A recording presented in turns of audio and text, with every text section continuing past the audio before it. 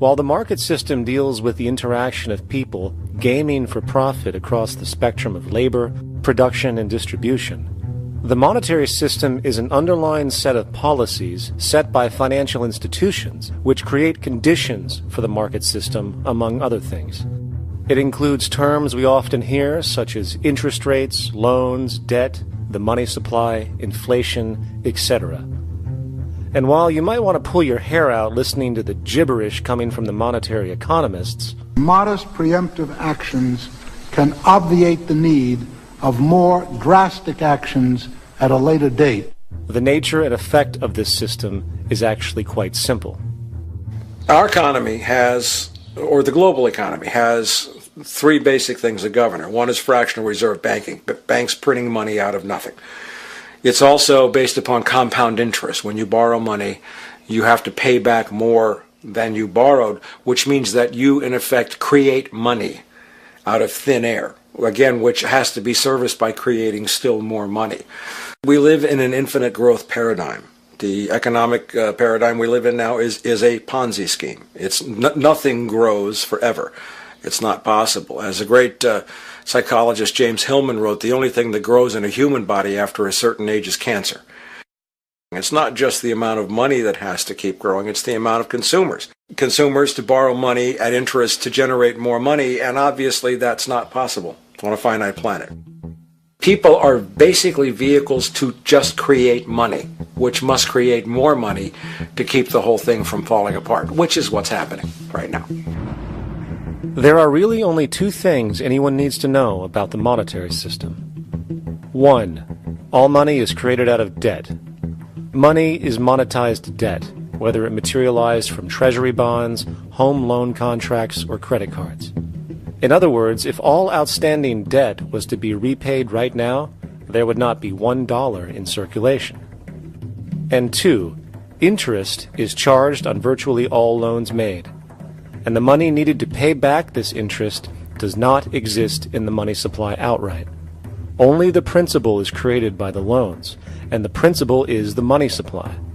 So, if all this debt was to be repaid right now, not only would there not be $1 left in circulation, there would also be a gigantic amount of money owed that is literally impossible to pay back, for it does not exist. The consequence of all of this is that two things are inevitable: inflation and bankruptcy. As far as inflation, this can be seen as an historical trend in virtually every country today, and easily tied to its cause, which is the perpetual increase of the money supply, which is required to cover the interest charges and keep the system going. As far as bankruptcy, it comes in the form of debt collapse. This collapse will inevitably occur with a person, a business, or a country, and typically happens when the interest payments are no longer possible to make.